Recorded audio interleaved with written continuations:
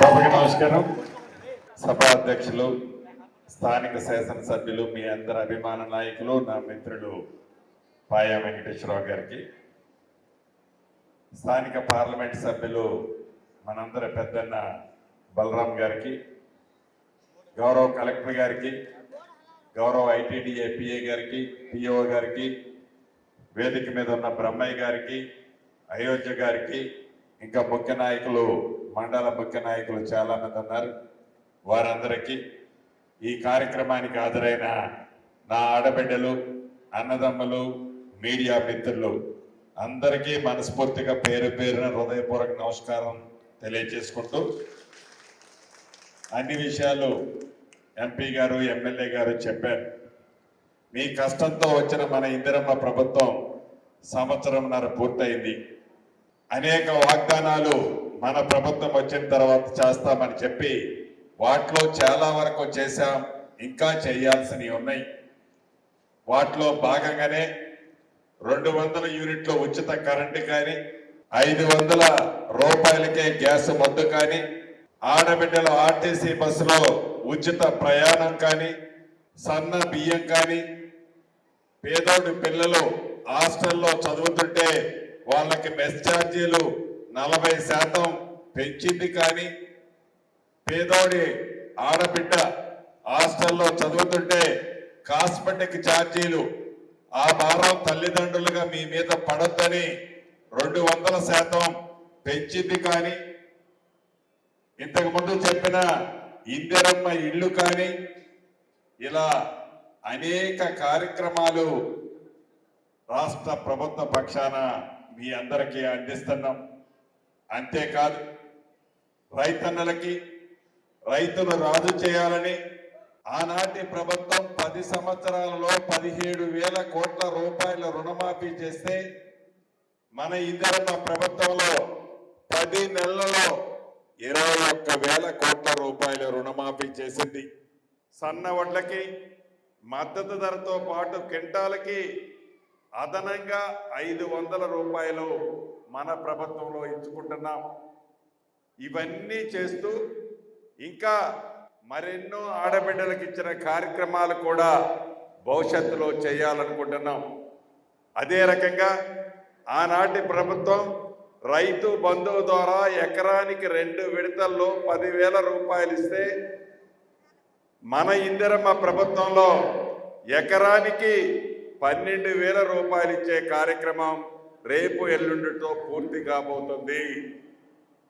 అంటే ఇవన్నీ మనం చేస్తున్నాము అంటే మీ దీవెనలతో, మీ కష్ట ఫలితంగా వచ్చిన ఈ ఇందిరమ్మ ప్రభుత్వంలో భవిష్యత్తులో అభివృద్ధి, సంక్షేమం 2 కార్యక్రమాలని ఏ పేదవాడికి ఇబ్బంది కలగకుండా ఉండే విధంగా, ఏ పేదవాడికి నొప్పి కలగకుండా ఉండే విధంగా గౌరవ ముఖ్యమంత్రి రేవంత్ రెడ్డి గారి నాయకత్వంలోని మన ఇందిరమ్మ ప్రభుత్వం మీకు అందిస్తుందని మనస్ఫూర్తిగా ఈ వేదిక మీద నుంచి తెలియజేస్తున్నాను.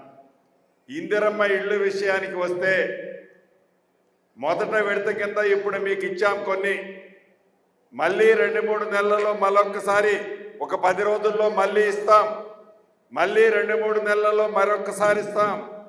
రాబోయే ఈ 3.5 సంవత్సరాలలో ప్రతి గ్రామంలో అర్హులైన పేదవాళ్ళందరికీ ఇందిరమ్మ ఇళ్ళు ఇచ్చిన తర్వాతనే ఓటు అడుగుతాము. కాబట్టి మా ఆడబిడ్డలు ఎవరు, మా అక్కకు వచ్చింది నాకు రాలేదు, పుల్లమ్మ గారికి వచ్చింది నాకు రాలేదు, ఎంకక్కకు వచ్చింది నాకు రాలేదు అని మీరెవ్వరూ నొచ్చుకోని అవసరం లేదు. ప్రతి పేదవాడికి ఇల్లు ఇచ్చే బాధ్యత ఇందిరమ్మ ప్రభుత్వంలో నాదేనని మీ అందరికీ మనస్ఫూర్తిగా తెలియజేస్తున్నారు. ఇంతే కాకుండా అనేక రోడ్ల గురించి, ప్రభుత్వ హాస్పిటల్లో పేదవాళ్ళకి ఏదైతే కిడ్నీ ప్రాబ్లంతో, కిడ్నీలున్న ఇబ్బందితో డయాలసిస్కి ఇబ్బంది కలుగుతుందని గౌరవ శాసనసభ్యులు గారు, పార్లమెంటు సభ్యులు చెప్పారు. కలెక్టర్ గారిని ఆదేశించాను. ఈ రాబోయే 20-25 రోజుల్లో మీ గుండాల హాస్పిటల్లోనే 2 డయాలసిస్ సెంటర్, 2 డయాలసిస్ ఎక్విప్మెంట్లు ఓపెన్ చేస్తున్నాము.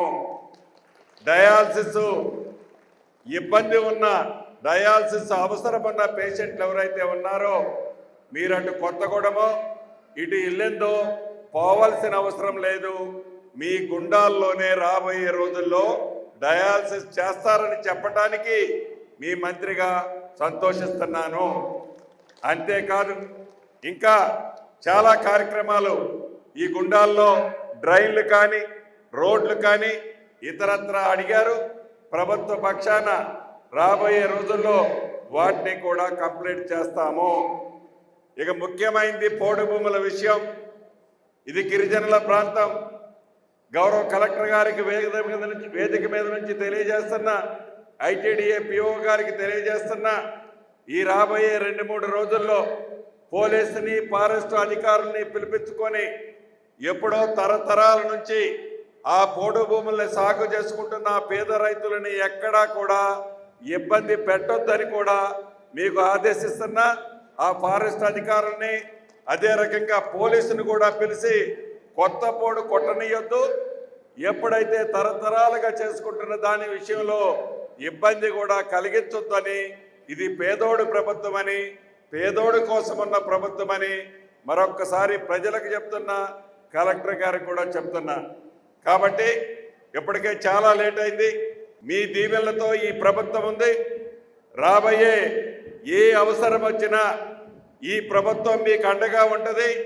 అదే రకంగా ఈ ఎంతటి కావాలని మనస్ఫూర్తిగా కోరుకుంటూ సెలవు తీసుకుంటున్నాను.